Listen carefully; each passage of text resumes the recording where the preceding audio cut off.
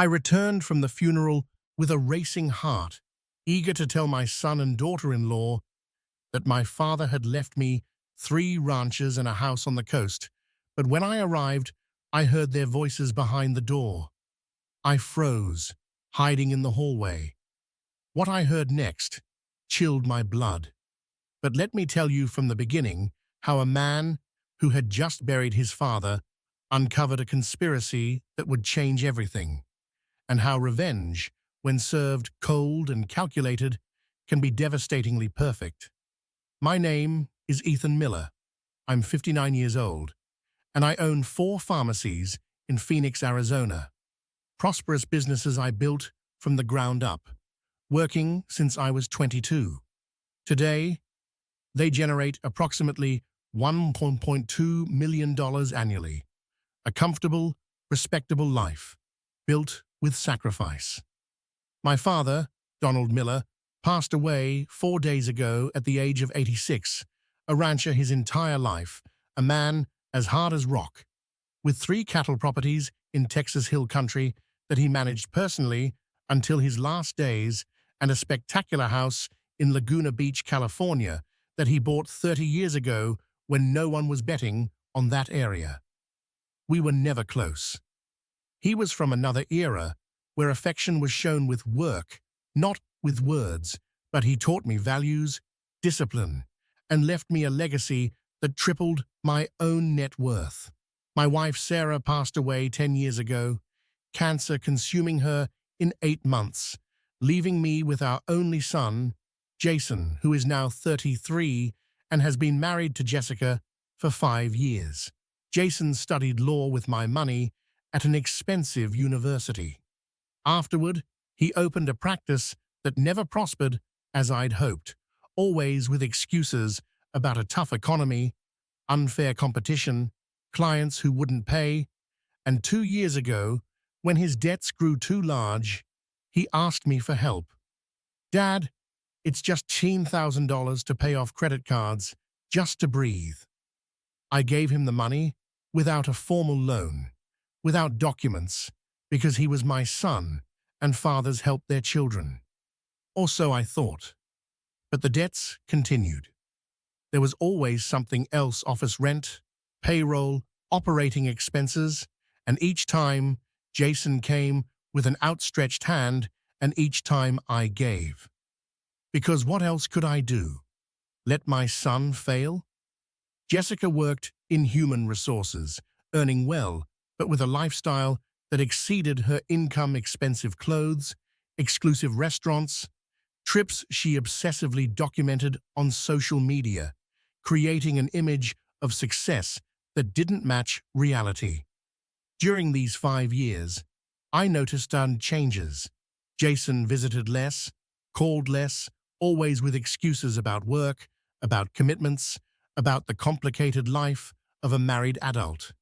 And when they visited, Jessica had a way of looking at my house, my things, as if she were appraising, calculating. "Mr. Miller, this house is huge for one person, don't you think? It's my home, where I lived with Sarah, where I raised Jason." Of course, of course. I'm just saying that maintaining a property like this must be expensive. Perhaps something smaller would be more practical." Casual comments, but with an underlying intention, as if she were planting seeds, preparing the ground for something. The funeral for my father was 3 days ago, a large event. Donald was respected in the region. Hundreds came, and everyone assumed that I, as the only surviving child, would inherit everything. My 2 siblings passed away years ago, leaving me as the sole heir. After the funeral, the notary, Mr. Peterson, pulled me aside. "Ethan, we need to review the will. Your father left specific instructions." We went to his office, and for an hour, I understood the magnitude of the inheritance. 3 cattle ranches, a total of 500 acres with quality livestock, modern infrastructure, estimated value $10.8 million. The house in Laguna Beach facing the ocean, spectacular architecture, now valued at $1.8 million, and bank accounts, conservative but substantial investments, another $2.4 million. Total, fast $15 million. Your father was very clear, Mr. Peterson explained. He wanted everything to go to you because he says, and I quote, Ethan is the only one who worked without expecting an inheritance, the only one who built something of his own. He deserves to continue it. I left that office stunned, with documents certifying a fortune I never imagined, and with the desire to share it with Jason, with my son, so he would know that the family's future was secured. I drove home, my house in Phoenix, where I had lived alone since Sarah passed away. But Jason and Jessica had a key. They came occasionally, and I knew they would be there today because after the funeral, I had told them, "Come by tomorrow. There are things we need to discuss." I arrived around 6 in the evening. Jason's car was parked outside. Perfect. I opened the front door silently, wanting to surprise them, to share the incredible news. But then I heard their voices from the living room, talking, and the tone wasn't casual. It was intense, conspiratorial. Something stopped me. Instinct, a need to know what they were saying when they thought I was alone. I stayed in the entryway behind the wall that separated the foyer from the living room, listening. "When is he getting here?" Jessica asked. "He said around 6. He should be here soon." "So you know how much he inherited? Do you have exact numbers?" "Not exact.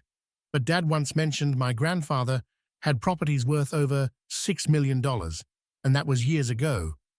Now it's probably much more. Jason, this is what we've been waiting for.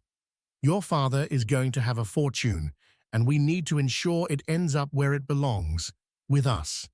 Eventually it will. I'm the only son. Everything will come to me eventually. And when is eventually? In 20 years? 30? Your father is 59. He could live until he's 90. And in the meantime, what? We keep begging for handouts, living paycheck to paycheck while he sits on a fortune? Jessica, it's not a handout. It's family help. Call it what you want, but it's humiliating. Jason, we're in our 30s. We should be at the best point in our lives, our own house, trips, financial freedom, but we're trapped by your debts, by your failed practice, by everything. Thanks for reminding me. I'm not attacking you. I'm being realistic. And the reality is, your father inherited a fortune. And we need a piece of that fortune. Now, not in decades. And how do you suggest we do that? Ask him directly? Because he'll say no. He'll say it's for his retirement. It's for emergencies. It's for anything but us. We need to be more strategic. Strategic how? We need him to give us control. Legal power over his finances, over his properties, under the pretext of helping him manage the inheritance. It's too much for a man his age. He needs support, legal advice. And you're a lawyer, his son, the perfect person to handle everything. My blood froze, because this wasn't a son worried about his father. It was a conspiracy, a calculated plan to take control of my life, of my fortune. "I don't know if that'll work," Jason said doubtfully. "My dad isn't stupid. He'll suspect. Not if we do it right, if we act concerned, overwhelmed by the responsibility he inherited, offering genuine help. He's vulnerable now. He just lost his father. He's grieving. It's the perfect time to approach him, to offer support that looks like filial love. And then, when we have legal power, what? Then we do what's necessary. We sell properties he doesn't need. The ranches, for example. What's your father going to do with ranches? Nothing. We sell them, liquidate them, and use the money to pay our debts, to buy a house, to live as we deserve. Jessica, That's almost like stealing. It's not stealing if it would eventually be yours anyway. We're just accelerating the inevitable. And Jason, think about it. Your father has more money than he'll ever need. 4 pharmacies that generate millions. Now an inheritance of another $15 million probably. Does one man really need all that? A man alone? I guess not. Exactly. Then it's family redistribution. He has too much, we have too little. And you're his son, his blood, his heir. You have a right. And if he refuses, if he doesn't give us legal power, then plan B. What's plan B? Incompetence. Your father is almost 60. With the right medical documentation, with the correct testimonies, we could argue he can no longer handle complex finances, that he needs a legal guardian. And you, as his son and a lawyer, would be the perfect candidate. That's declaring him incapable, Jessica. That would destroy our relationship. What relationship, Jason? Let's be honest. Your father sees you twice a month. He gives you money as if you were charity. There's no real relationship. There's obligation. And frankly, once we have what we need, does it matter if he's upset? He's my father, and you're his son, who has spent years begging for scraps while he accumulates wealth. Jason, the time has come to take what is ours by right, by need. And if he won't cooperate voluntarily, we'll do it involuntarily. The silence that followed was heavy. And I waited. I waited for my son's response. I waited for him to say no, to defend his father, to reject this plan B. But what he said was worse than silence. Okay, we'll try plan A first. Offer help, get legal power, and see what happens. But Jessica, if this blows up, if my father finds out, he won't find out, because we'll act perfectly like a loving, worried son, like a helpful daughter-in-law. And by the time he realizes, if he ever does, it will be too late. The control will be in our hands. I backed away silently, returning to my car with the inheritance documents still in hand, my heart pounding so hard I thought my chest would burst, but not from excitement, but from fury. A cold, calculated, lethal fury. Because I had just heard a conspiracy against me, planned by my own son and his manipulative wife, a plan to rob me, to declare me incapable if I resisted. A day to take everything I had built, everything my father had left me. And in that moment, I made a decision. I would not confront them. I would not give them a chance to deny, to lie, to act offended. I would do something better, something more satisfying. I would let them believe their plan was working. I would draw them deeper, and when they were fully committed, when they had completely revealed their true nature, I would destroy them systematically, legally, leaving them with nothing except the consequences of their betrayal. Because revenge isn't about a quick strike. It's about making the traitor hang themselves with their own rope. And Jason and Jessica had just handed me all the rope I needed. I called my best friend, Richard, a former prosecutor, now a private attorney, who had known me for 30 years. Ethan, how are you? How did it go with the notary? Richard, I need to see you urgently. Something has happened, something that changes everything. Are you okay? You sound strange. I'm perfectly fine, but I need your legal expertise and your absolute discretion. My office in an hour. I told him everything, word for word, what I had heard, Jason and Jessica's plan, and I saw fury grow on Richard's face. Those bastards, your own son. I know, but Richard, I don't want an emotional confrontation. I want systematic, legal destruction. I want them to pay in a way that hurts permanently. What do you have in mind?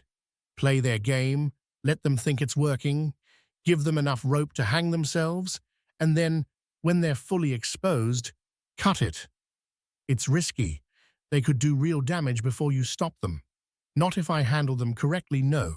If I document everything. And that's where you come in. Explain. I need you to prepare documents, but not the ones they want, but protection, an irrevocable trust, where I control everything while I live, and where if something happens to me, if I'm suddenly declared incapable, everything goes to charity. Nothing for Jason, nothing for Jessica, zero. That's nuclear war. Exactly, because Richard, if they're going to conspire against me, if they're going to try to steal from me, I need to ensure they don't win under any circumstances. And then, I let them act. I give them the opportunity to show exactly who they are. I record them if possible. I document everything. And when I have enough evidence, I confront them legally, publicly, and I disinherit them permanently. Ethan, this is intense. Are you sure? I've never been more sure of anything. Richard, I heard my son plan to rob me, conspire to declare me incapable, to take control of my life. And you expect me to simply forgive him? To act like nothing happened? No, but revenge has an emotional price. You're going to lose your son permanently. I already lost him. The Jason I knew, who I raised, who I loved, he doesn't exist. In his place is a greedy stranger manipulated by a calculating wife, and that stranger deserves what's coming. Okay, I'll prepare everything, but Ethan, be careful. Desperate people do desperate things. I know. That's why I need to act first, quickly, intelligently. That night, I finally returned home 2 hours later than planned. Jason and Jessica were waiting with perfectly acted looks of concern. Dad, where were you? You had us worried. My apologies. I was with the notary longer than expected. A lot to process. We understand. It must be overwhelming. Such a large inheritance. It is, and honestly, I don't know how I'm going to manage everything. I saw a spark in Jessica's eyes. Opportunity, exactly as they anticipated. Mr. Miller, that's what family is for. To help. Jason is a lawyer. I have administrative experience. We can help you manage everything, if you want. Really? You would do that? Of course, Jason replied. You're my father. It's the least I can do. That's generous, but it's a lot of responsibility. Responsibility we'll share. Dad, 3 ranches, a beach house, investments. It's too much for one person, but together we can handle it, organize it, maximize the value. Perfect. Just as they planned, offering help, presenting themselves as a concerned family. And I played my part, the vulnerable, overwhelmed man needing support. Maybe you're right. Let me think about it. It's a lot to consider. Take your time, Jessica said, with a smile that didn't reach her eyes. But Dad, don't wait too long.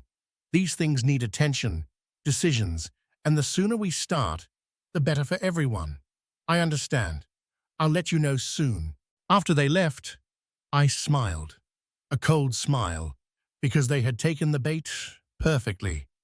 And now, it was only a matter of time to document, to expose, to destroy, because Jason and Jessica were going to learn a painful lesson.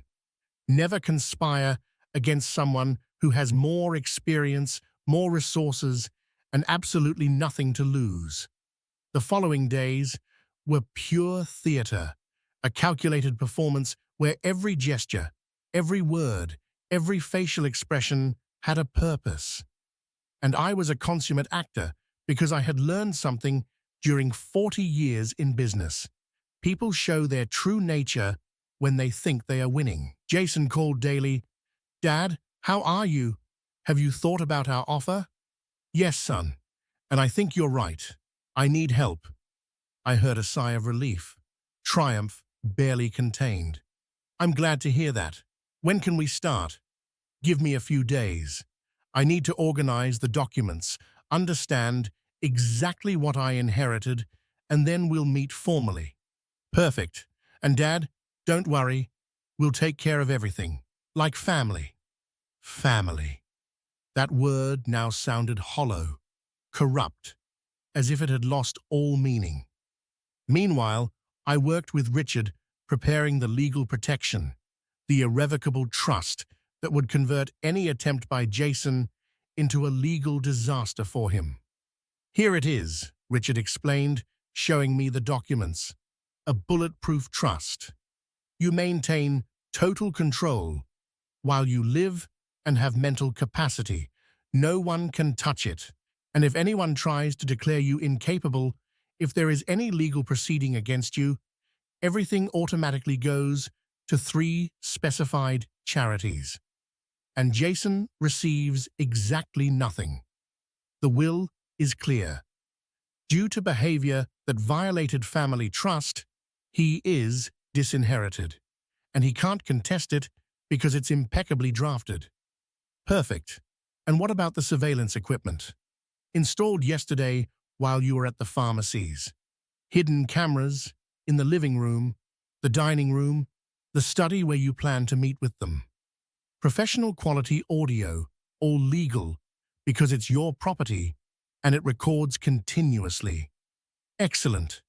Because, Richard, I need irrefutable evidence video, audio, documentation of every step of their conspiracy, so that when I confront them, they can't deny, they can't lie, they can only face the consequences.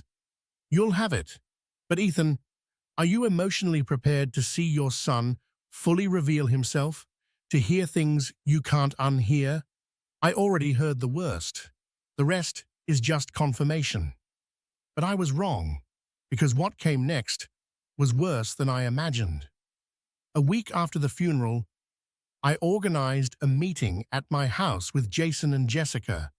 The pretext? To review the inheritance together, to plan a strategy for managing the properties. They arrived on time, with a professional briefcase, with expressions of family concern, with a perfectly rehearsed performance. Thank you for coming, I said, guiding them to the study where the hidden cameras would capture everything. I appreciate your support. That's what family is for, Jason replied. Show us what you have. I unfolded the documents, ranch deeds, property titles, account statements, all meticulously organized, and I saw Jessica's eyes gleam like a predator seeing its prey. This is substantial, she said, trying to sound neutral. Mr. Miller, do you have an idea of the total value? Approximately $15 million, according to the valuations. My God, Jason murmured. Dad, that's a fortune. It is, and honestly, it overwhelms me. I don't know where to start. Start with organization, Jessica suggested. You need a legal structure, perhaps a holding company where the properties are consolidated, and someone trustworthy manages the daily operations. Someone like you? Well, Jason is a lawyer, I have administrative experience, and we're family. Who else would you trust with something like this? You have a point. But how exactly would that work? Jason pulled out documents from his briefcase, prepared in advance. I brought a broad power of attorney proposal where you authorize me to act on your behalf for transactions, operational decisions, everything related to the inheritance. You maintain ownership, obviously, but I handle the administration, and that's normal, legal, completely. Many families do it, especially when the net worth is complex. It's protection for you. It reduces stress and ensures everything is handled professionally. I took the documents, pretending to review them carefully. It was an extremely broad power of attorney that practically made me a spectator of my own finances. Jason could sell, buy, transfer all, without my explicit approval. This is a lot of power. It's the power I need To do the job correctly, Jason explained. If I have to consult you on every small decision, the process will be slow, inefficient. It's better if you trust me. I handle the details and I keep you informed of the big decisions. Big decisions like what? Like selling a ranch if an opportunity arises, or refinancing properties for better liquidity, things that require quick action, where waiting for your approval could cost money. There it was, the plan revealing itself. Obtain legal power, then sell properties for better liquidity. What that really meant: to pay our debts, to fund our lifestyle, to steal legally. Let me think about it, I said. It's a big decision. Dad, the longer you wait, the more complicated everything becomes. Inheritance taxes, property maintenance, operational decisions on the ranches. They need attention now, not in weeks. Jason's right, Jessica added. And Mr. Miller, I understand it's hard to delegate. But think of it this way. You built an empire with pharmacies, right? Because you delegated, because you trusted competent people. This is the same, only now you're delegating to your son, your blood. Perfect manipulation, appealing to my business ego, to family connection, to apparent logic. But I saw right through it. I saw exactly what it was. A trap. Okay, I finally said, but with conditions. What conditions? First, I want a complete monthly audit of all activity, transactions, decisions, everything documented. Of course, that's just good practice. Second, major property sales require my explicit, written, notarized approval. I saw tension on Jason's face. Dad, that complicates things. It's my condition, non-negotiable. Okay, we can work with that. Third, this power of attorney is revocable. At any time, if I feel things aren't being handled correctly, I cancel it immediately. Understood? Anything else? Yes. I want my accountant, Al, to review these documents before I sign anything, to ensure they protect my interests. Dad, I'm a lawyer. These documents are standard. Al reviews them, or there's no deal. Jessica intervened with a forced smile. Mr. Miller, of course, we want you to feel completely comfortable. Let your accountant review everything. We'll take the necessary time. But I saw annoyance in her eyes, because every condition complicated their plan. Every protection I asked for was an obstacle to the theft they were planning. After they left, I reviewed the recordings with Richard. We have them, he said, smiling, clearly offering to take control under false pretenses. And look here, when you mention major property sales, Jason almost says something about needing the freedom to act quickly because their plan is to sell before you can stop them. Exactly. Ethan, with this and what you originally heard, you have a solid case to disinherit, to expose, to do everything. Not yet. I need more. I need them to show criminal intent, not just greed, but a specific plan to defraud. How do you provoke that? By giving them an opportunity, by letting them believe they've won, and seeing how far they go. Over the next few days, I played the part of the trusting father. I called Jason. Son, Al reviewed the documents. He says they're well structured. We can proceed. Seriously, Dad? That's excellent news. But I want to make a change. Instead of immediate legal power, let's start with a 3-month trial period where you handle operations, but under close supervision. And then, if everything goes well, we'll expand the authority. Silence. Then, a trial period? Dad, that suggests you don't trust us. It's reasonable caution, Jason. We're talking about $15 million. I need to be sure. I understand. Okay, 3 months.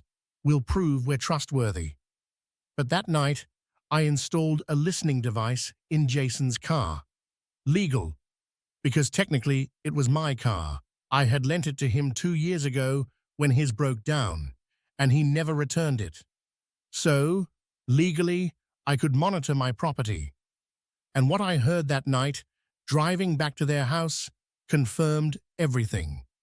A trial period, can you believe it?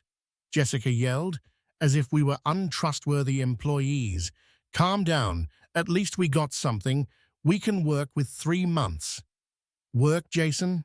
In 3 months, we won't be able to do anything significant, not with his constant supervision. We need real control, the freedom to act. And what do you suggest? He already rejected the full power of attorney. Then we go to Plan B, the one we discussed, incompetence. Jessica, that's extreme. Extreme? Do you know what's extreme? Living with debt while your father sits on $250 million? That's extreme. And Jason, either you take control or I find someone who does have the guts. Are you threatening me? I'm being clear. I need a husband who provides, who secures the future, not a weak man who begs his father. So decide. Do we do what's necessary, or do we keep being poor while he plays the magnate? Okay, I'll research the process, incompetence, guardianship, everything. But Jessica, if we do this, there's no going back. My father will never forgive us. And who cares? Once we have legal control, once the properties are sold, once the money is in our accounts, what can he do? Nothing. He'll be legally neutralized, and we'll finally live as we deserve.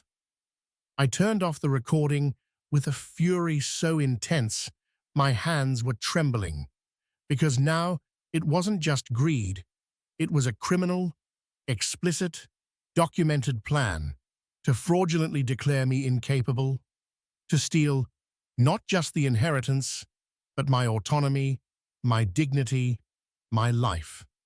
I called Richard, even though it was midnight. Ethan, what happened? I have a recording of Jessica and Jason discussing Plan B, a fraudulent declaration of incompetence. I heard everything. Send it to me now. I sent him the file. I waited while he listened, and after 5 minutes, he called back. This is gold, clear conspiracy, attempted fraud.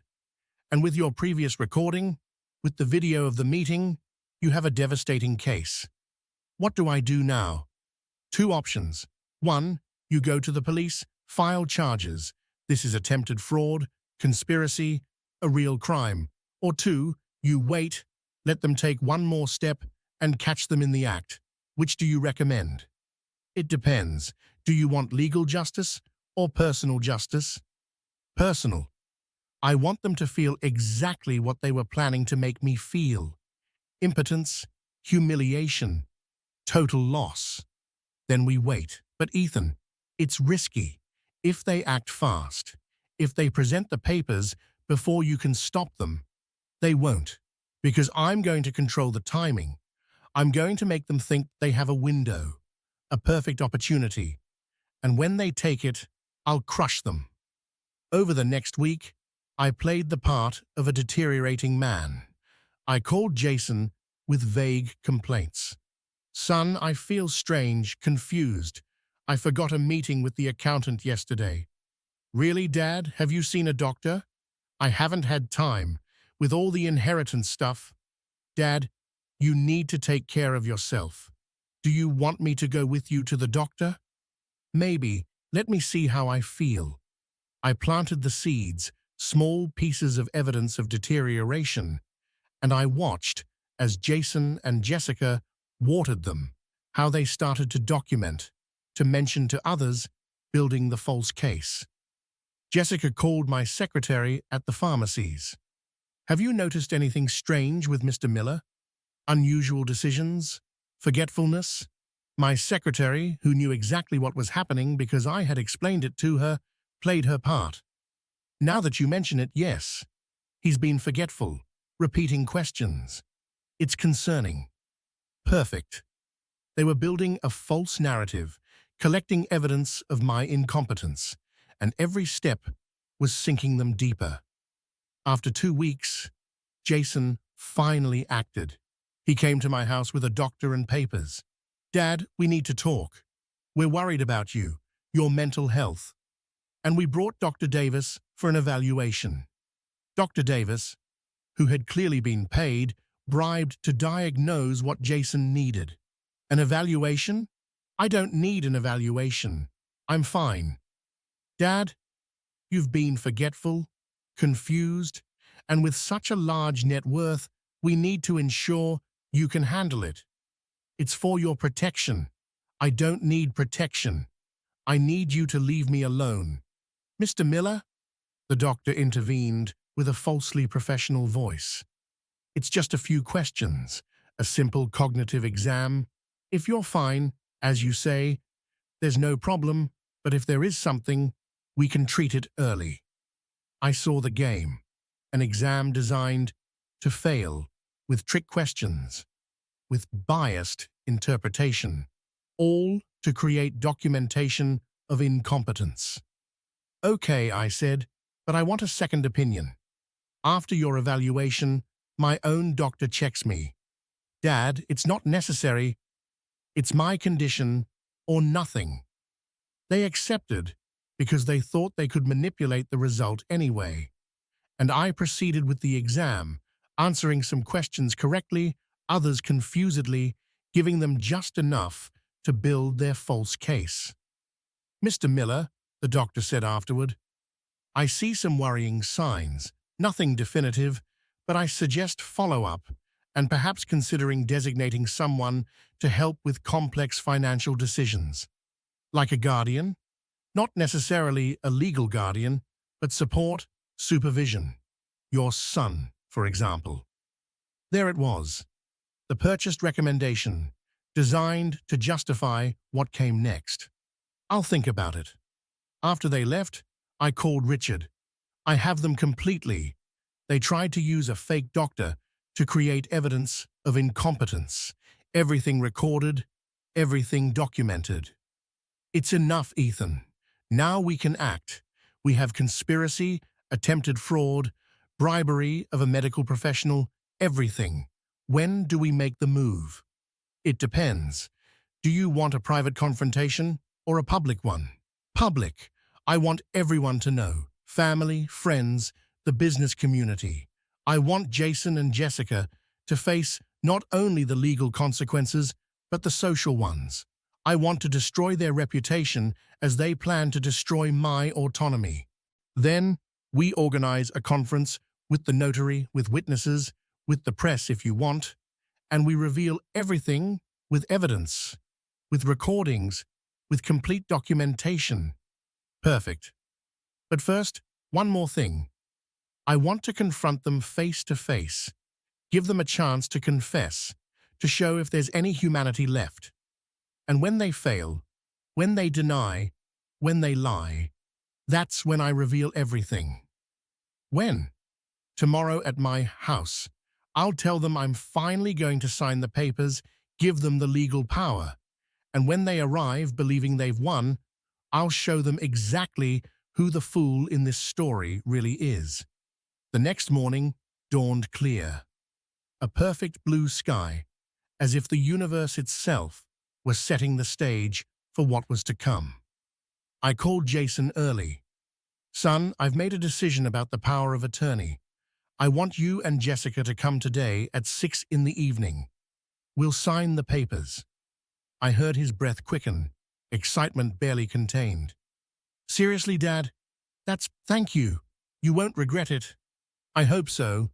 Bring the documents and a witness if you need one. I want to make it official." "I'll bring them. Dad, this is the right thing for everyone." I hung up and smiled. A smile that held no humor, because Jason thought he had won, that he would finally have access to the fortune. But what he was really going to receive was something completely different. I spent the day preparing. Richard arrived at 3 with his legal team, 2 more lawyers, a notary, and a technician to ensure the recordings were working perfectly. Are you ready? Richard asked. I've never been more ready. All the documents are in order. All of them. The irrevocable trust, signed and registered this morning. The will updated. Complete disinheritance of Jason with detailed legal justification. Everything is protected against any contest. And the recordings?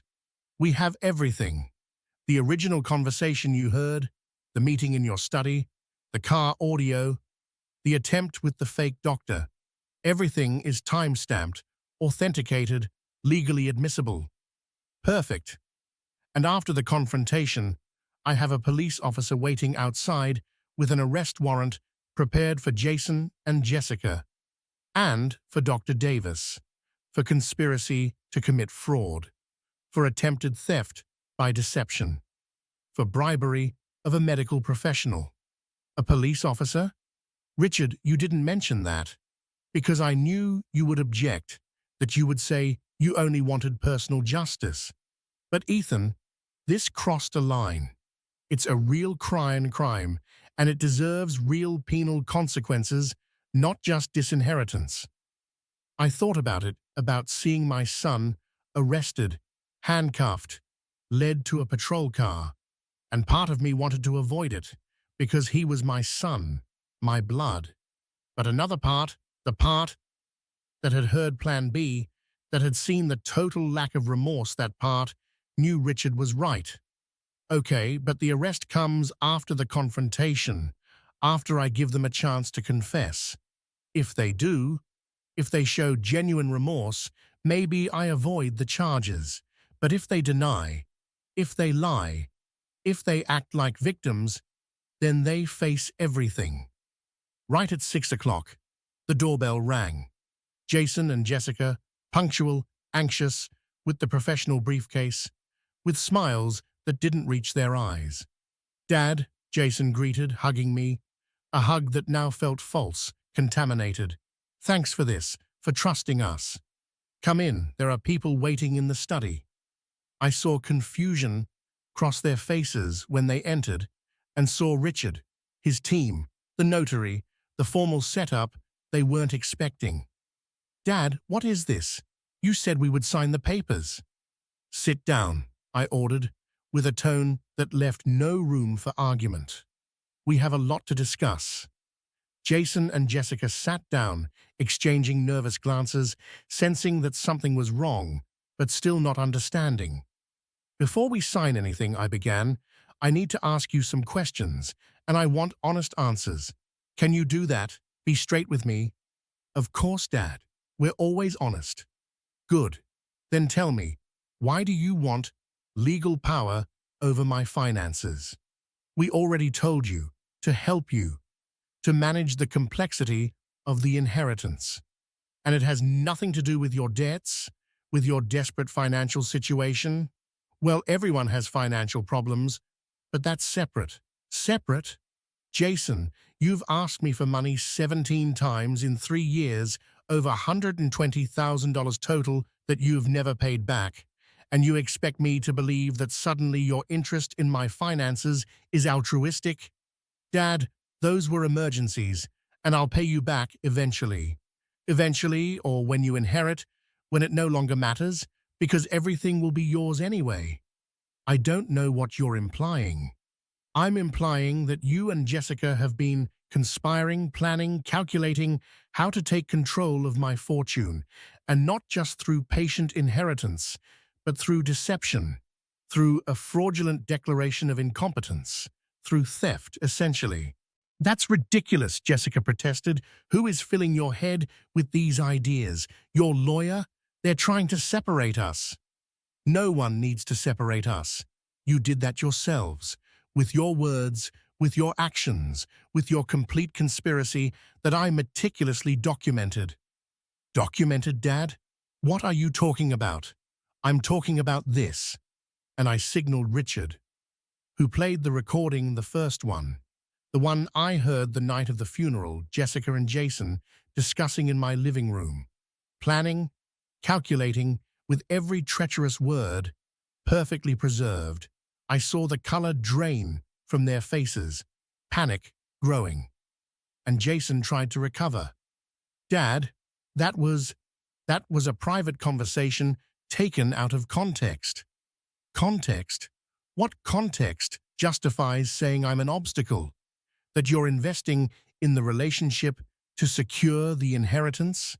That you have a plan B to declare me incapable if I don't cooperate?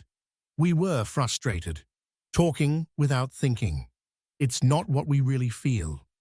No, then explain this second recording from your car. Discussing Plan B explicitly.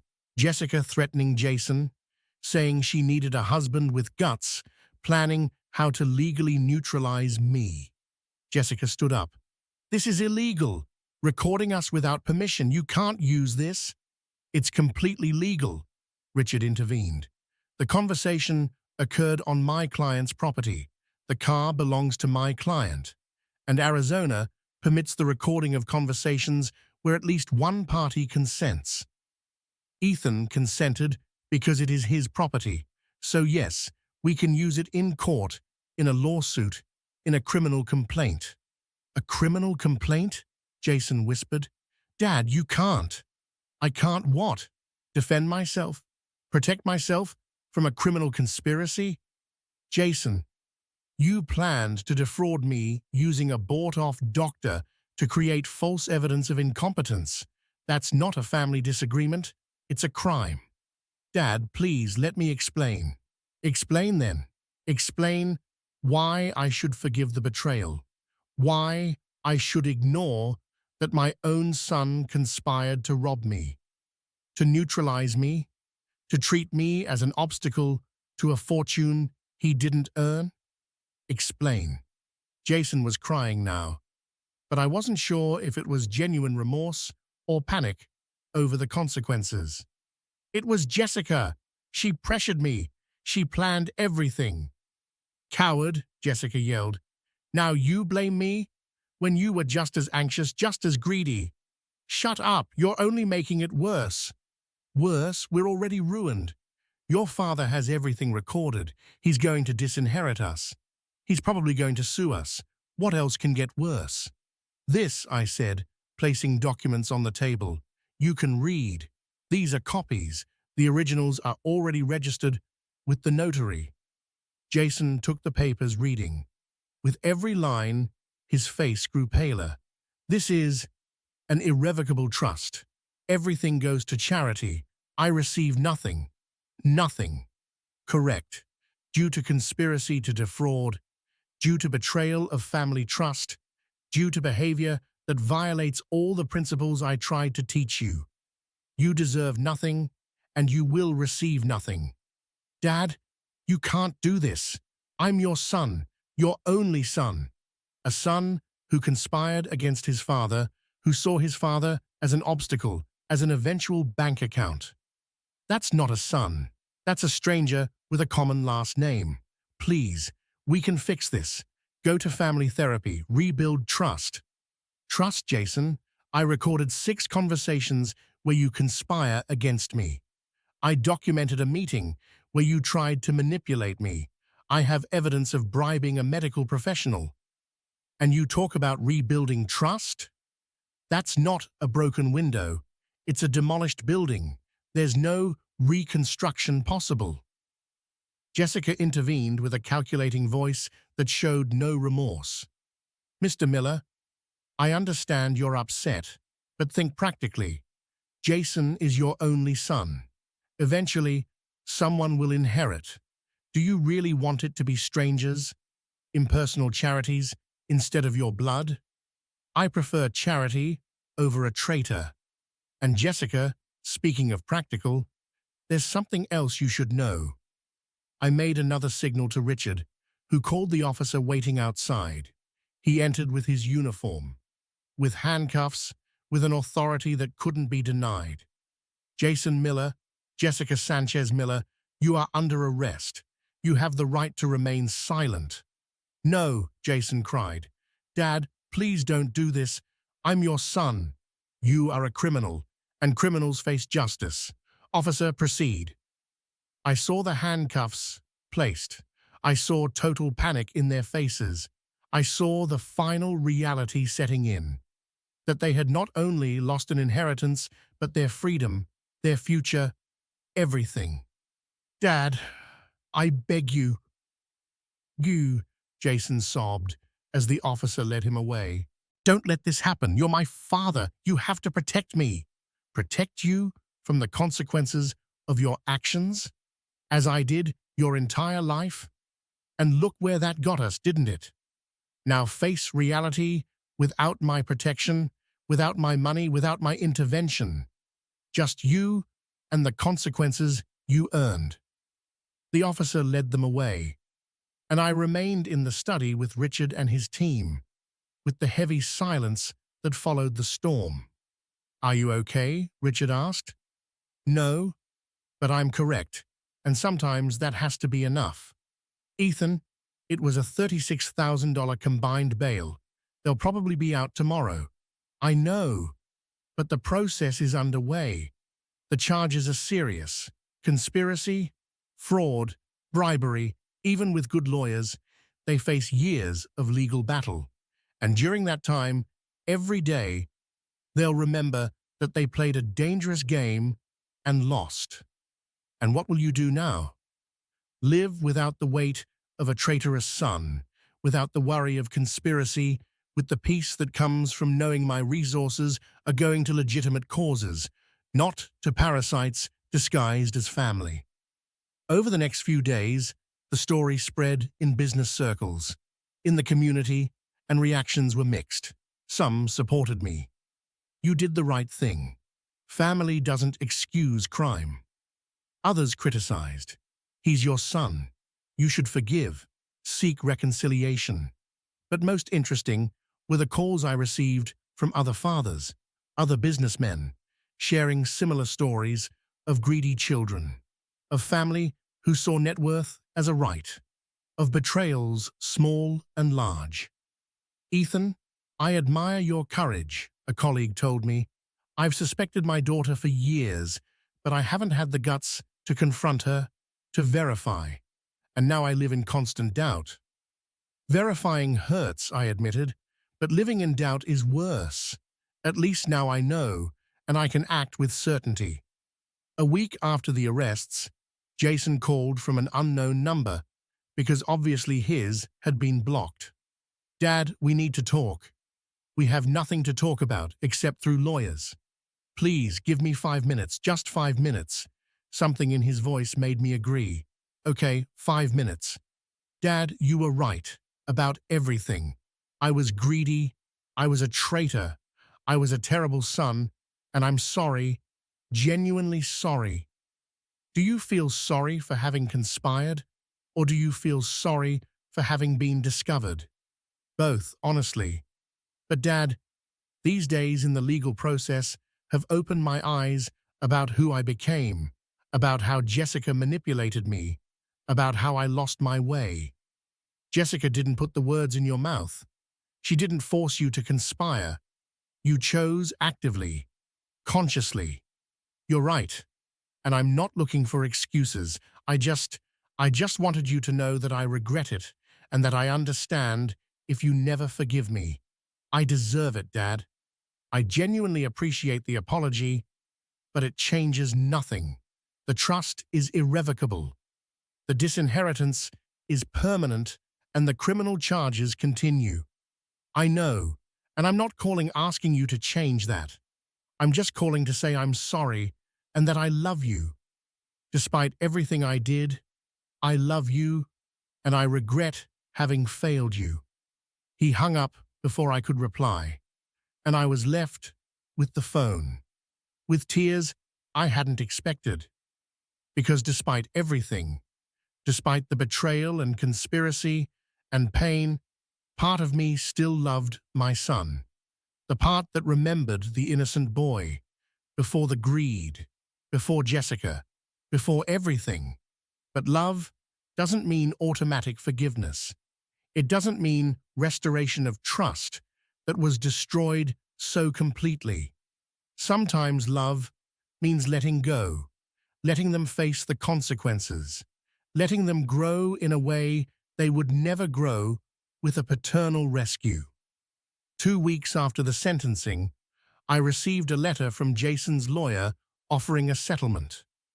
Jason and Jessica would withdraw any claim on the inheritance. They would accept the disinheritance in exchange for me dropping the criminal charges. "What do you think?" I asked Richard. "It's tempting. It ends everything cleanly, without an extended legal battle, without continuous publicity. But it sends the message that crime without real consequences is okay, that as long as you apologize and renounce, you can try to defraud without serious punishment." Exactly. So no, let them face the charges. Let them go to trial if necessary. Let the system determine if they are guilty or not. I will not interfere with justice. Ethan, Jason is your son.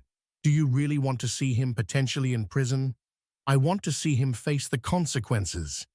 If that means prison, then yes, because it's the only way he will learn, the only way he will truly change. And if he doesn't change, if he only becomes bitter, then that will be his choice. Just as conspiring was his choice, just as betraying was his choice. I can no longer control his choices. I can only control mine. And I choose justice over sentimentality, consequences over rescue. The trial was scheduled for 6 months later. Enough time for both sides to prepare, for evidence to be reviewed, for testimonies to be organized. During that time, I continued my life.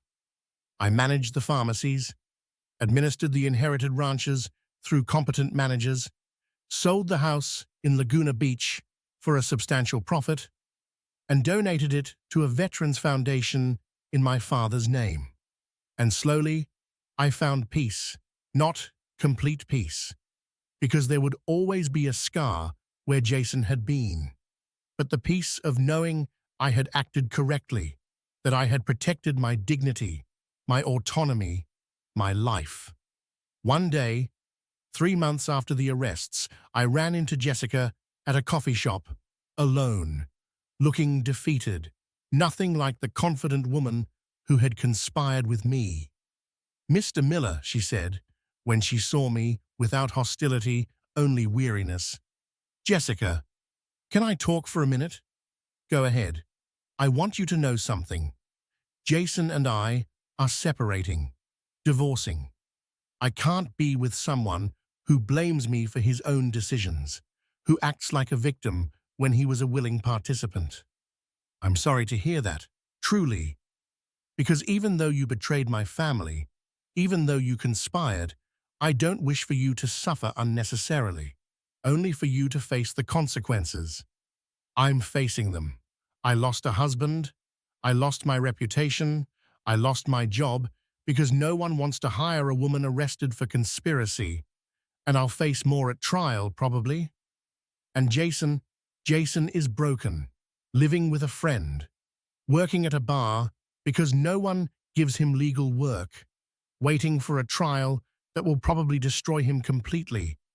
And Mr. Miller, I know you have the right to be furious, the right to punish us, but I ask, when is enough? When does the punishment end? When you learn the lesson, when you demonstrate genuine change, not just words, but real transformation.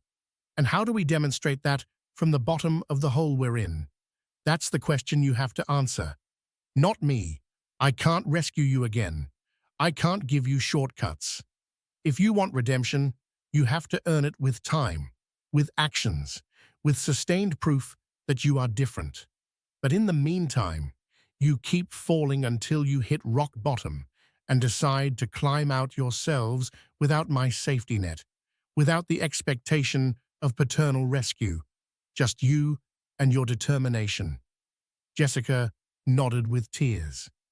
It's fair, cruel, but fair. And Mr. Miller, for what it's worth, I'm sorry for everything. And she left. And I stayed with my coffee, thinking about the conversation, about the questions, about when punishment ends, and I realized that I didn't know the answer because I wasn't punishing to achieve a specific result. I was punishing because it was the natural, inevitable consequence of the decisions they made. And perhaps that was the biggest lesson, that actions have consequences, and a father who constantly rescues his son is not being kind. He is being cruel, depriving the son of the opportunity to grow, to learn, to become a functional adult who understands reality. The trial came 6 months later in a courtroom in Phoenix with a judge who had seen enough cases of family fraud to be skeptical but fair. Jason and Jessica had competent lawyers paid with loans because they no longer had resources, and my legal team, led by Richard, had overwhelming evidence. The first day was devastating for them. The prosecutor presented the recordings one by one, clearly, with full context, and every conspiratorial word they had said was reproduced in the public room for the judge, for the audience, for the reporters documenting the case. Your father is going to have a fortune, and we need to ensure it ends up where it belongs, with us. We can't wait decades. We need a piece of that fortune now. If he won't cooperate voluntarily, we'll do it involuntarily. I saw Jason and Jessica's faces, shame, horror, the realization that their private words were now public, permanent, indelible record. Then came the evidence from Dr. Davis, who, under threat of losing his medical license, confessed everything. That Jason had contacted him, offered him $3,600 to diagnose cognitive decline, to create false documentation that would justify involuntary guardianship. And you accepted this bribe? The prosecutor asked. Yes, the doctor admitted with a broken voice. I needed the money. I have debts, and Jason assured me it was for his father's good, that he was really deteriorating, that he just needed official documentation. Did you genuinely examine Mr. Miller? Did you find real evidence of deterioration? No. The exam was theater, designed to create a predetermined result. Not science, not ethics, only corruption. During the doctor's testimony, I saw Jason sink into his chair, because it wasn't just his conspiracy being exposed. It was his active participation in professional corruption, in medical fraud, at levels of criminality that couldn't be minimized as a family mistake. When I was called to testify, I told the complete story, from the funeral to the discovery of the conspiracy, to the methodical documentation of every step. And during the testimony, I looked at Jason, searching for a sign of remorse, of genuine understanding of the damage caused. What I saw was a broken man, not pretending, but genuinely destroyed by the exposure, by the consequences, by the realization of everything he had lost. Jason's lawyer attempted a cross-examination. Mr. Miller, isn't it true that you deliberately recorded my client's private conversations, that you created a trap to expose him? I recorded conversations on my property after hearing a conspiracy. That is legal. And yes, I gave them an opportunity to reveal their true nature because I needed to know if what I heard was a momentary mistake or a sustained plan. It turned out to be the latter. But you acted as if you were deteriorating.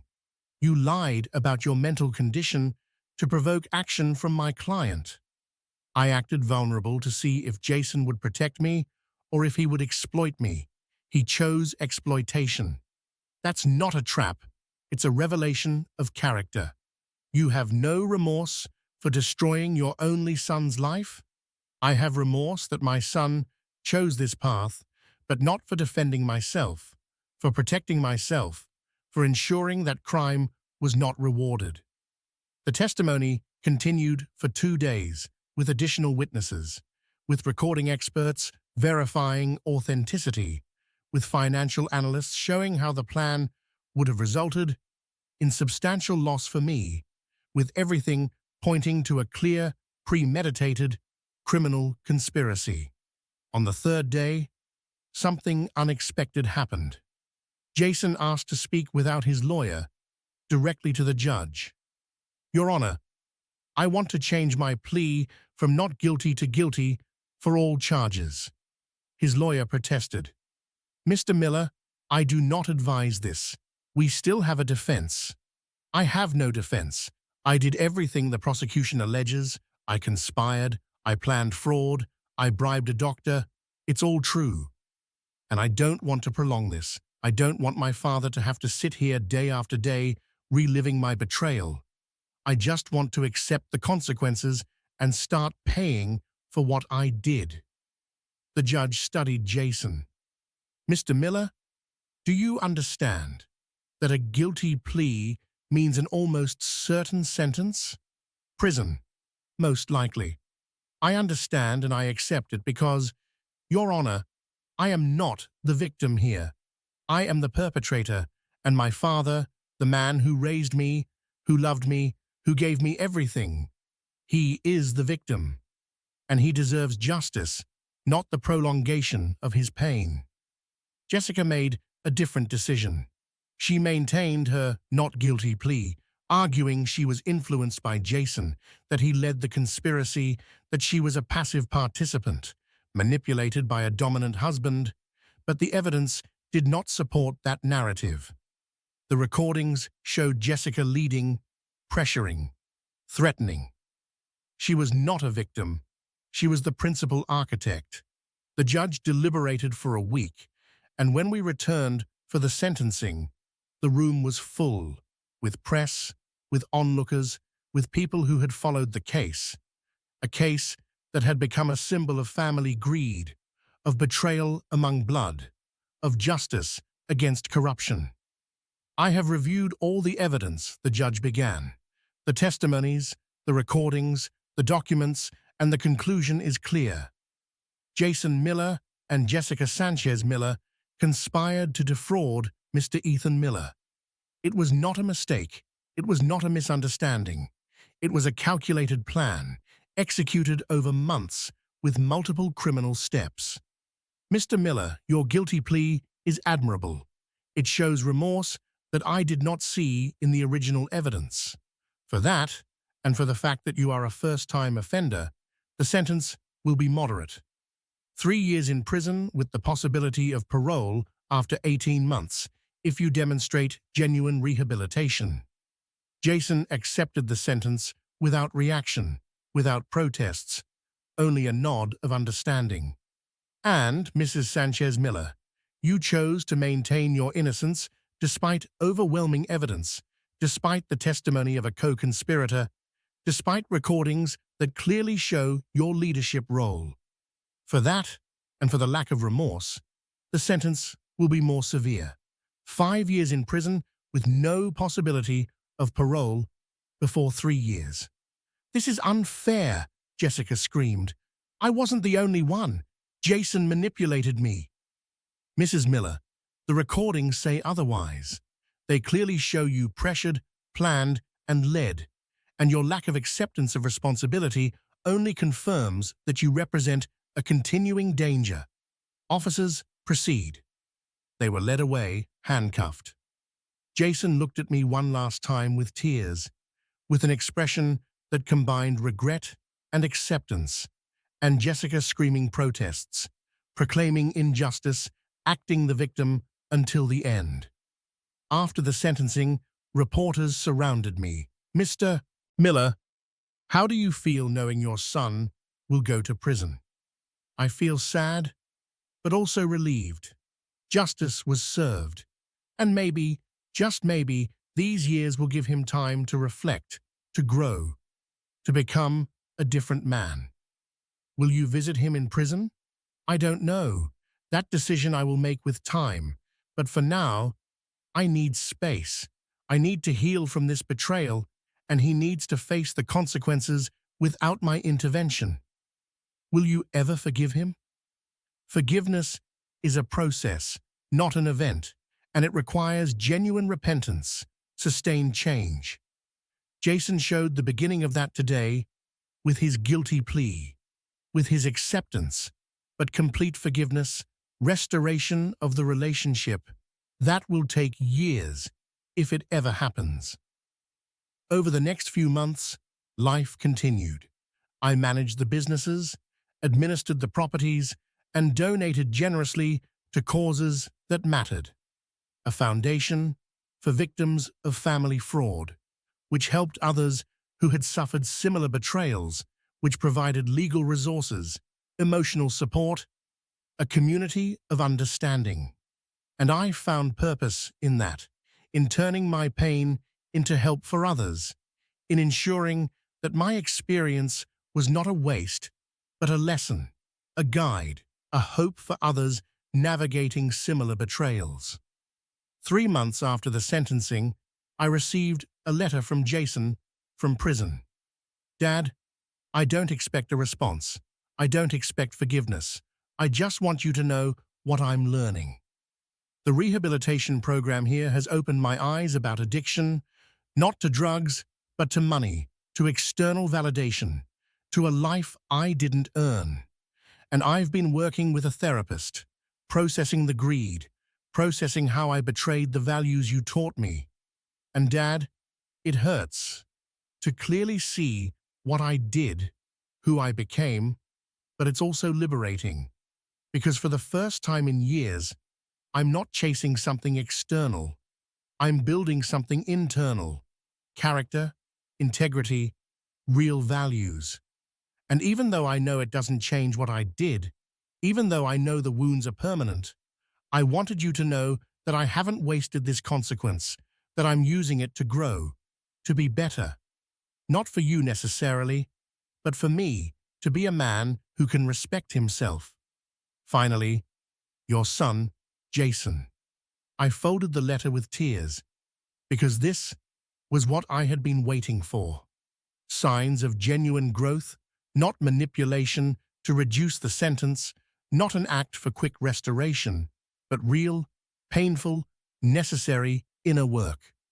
I didn't reply, not immediately, because true forgiveness is not rushed. It is earned with time, with consistency, with sustained demonstration of change. One letter was a beginning, but only a beginning. 6 months later, I received another letter, then another, each one showing more depth, more understanding, more growth. And slowly, very slowly, I felt something. Not complete forgiveness, but an openness, a possibility, a hope that perhaps eventually there could be a relationship again, different from the previous one, built on honesty, on earned respect, not on blood obligation. A year after the sentencing, I decided to visit him in prison. I hadn't announced it. I simply showed up. And when Jason entered the visiting room, I saw a different man, not physically, but in his eyes, in his posture, in a presence that radiated something I hadn't seen before, genuine humility. Dad, he said, sitting down, I didn't expect this. Neither did I. But your letters made me think maybe it was time. Time for what? To see if the change you describe is real, or if it's a sophisticated act. It's real, the most real I've been in years. And Dad, I'm not asking for forgiveness. I'm not asking you to change the will. I'm not asking for anything. I just thank you for coming, for giving me a chance to show you who I'm trying to be. We talked for the permitted hour about his therapy, about support groups, about the work he was doing in prison, teaching other prisoners to read, working in the library, contributing in small but significant ways. And I saw something genuine, not perfect, but genuine, a real effort to be better. And that's all I can ask. Ask, Jason. I can't promise complete restoration. I can't promise the inheritance. But I can promise this. If you continue to grow, if you consistently demonstrate this change, I will keep the door open to a relationship, to a connection, to the possibility of a future together. That's more than I deserve. Thank you. I left the prison feeling something I hadn't felt in a year. Hope, not guaranteed, but possible. And sometimes, possibility is enough. Jessica showed no growth. Her letters, the few she sent, were full of excuses, blaming Jason, me, the system, anyone but herself. And eventually, I stopped reading them, because there was no point, no growth, only perpetual bitterness. 18 months after the sentencing, Jason was released on parole, with strict requirements, regular reports, verifiable work, exemplary behavior, and he complied. Everything without complaint, without shortcuts. He got a job at a small legal firm, not litigating, but doing research, humble work for a lawyer with his education, but he accepted it with gratitude, without the arrogance he had shown before. And slowly, we rebuilt the relationship, not as it was, but something new, based on honesty, on mutual respect, on the understanding that destroyed trust is rebuilt with time, not with declarations, with sustained actions. 2 years after his release, he visited me at my house for the first time since the arrests. "Dad, there's something I want to tell you." "Go ahead." "I've been working, saving, and I paid the $120,000 debt I owed you, with interest. It took 2 years, but it's complete. Here's the transfer." I looked at the documents, verifying, and it was real. He had fully paid something I never thought he would do. "Jason, I didn't expect this. I know, but I needed to do it. Not because I expected anything in return, but because it was right. It was a debt I owed, and the man I want to be pays his debts. No excuses. I'm genuinely proud of you, proud enough to consider restoration, not of the complete inheritance, but perhaps something. Recognition that you've changed, that you're not who you were." I considered it carefully, with the full weight of the history between us, and I made a decision. Yes, I will modify the will not full restoration, but 20%, with the condition that you continue to demonstrate this change for 5 more years. If you do, if you maintain the growth, it increases to 40%, and eventually, perhaps a more equitable split. Dad, that's more than I dreamed of. Thank you. Don't thank me. You did the work. You changed. I'm just recognizing that. And Jason, this isn't about money.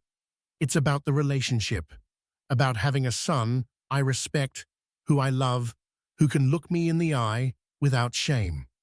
I know.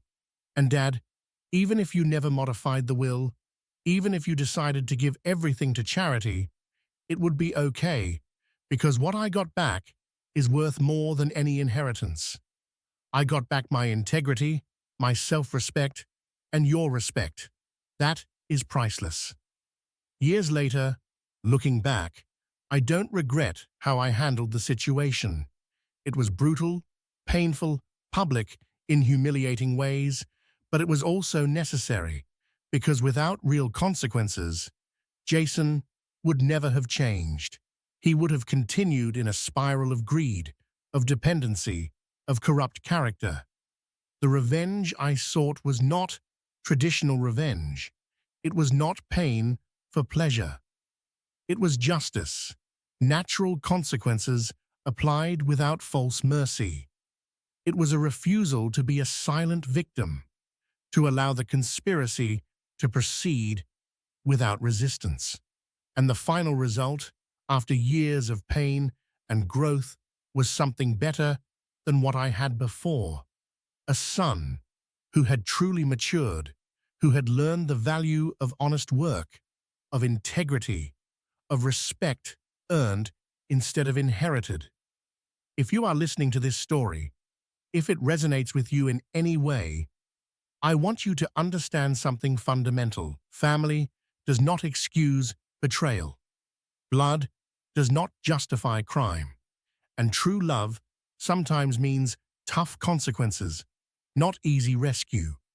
I returned from my father's funeral to share an inheritance with my son, but instead of gratitude, I found a conspiracy, a calculated plan to rob me, to neutralize me, to treat me as an obstacle to a fortune he didn't earn.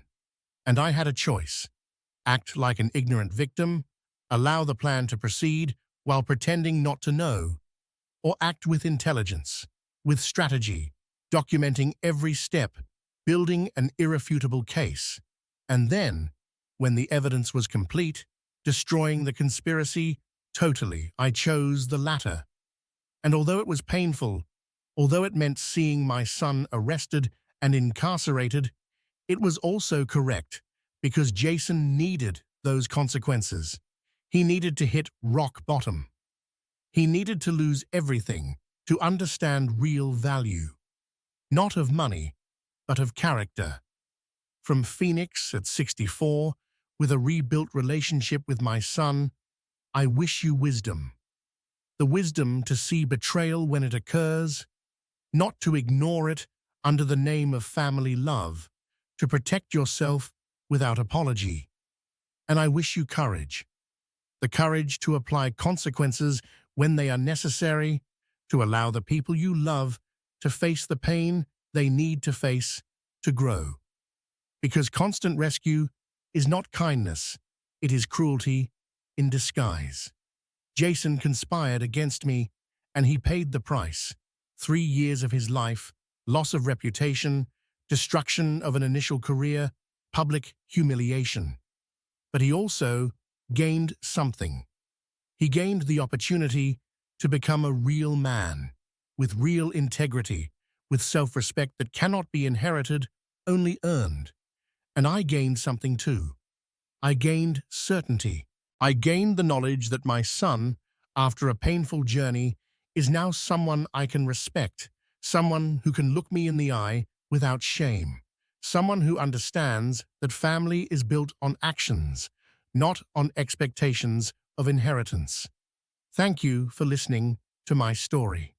And if it helped you in any way, if it gave you courage to face your own family betrayals, share it, because somewhere else, another father is discovering a conspiracy, another son is choosing greed over integrity, and both need to know there is a path through this, painful but possible, that leads not to easy reconciliation, but to something better, a relationship built on truth, not on obligation, on earned respect, not on shared blood. The inheritance my father left me was substantial, $15 million, but the inheritance I left Jason was more valuable. A lesson about consequences, about integrity, about the fact that money without character is a curse, not a blessing. And that lesson, that painful transformation from a greedy son to a man of integrity, is worth more than any ranch, any property, any amount of dollars, because in the end, the only thing we truly inherit, the only thing we truly leave, is not money. It is character, and Jason finally inherited the one that matters.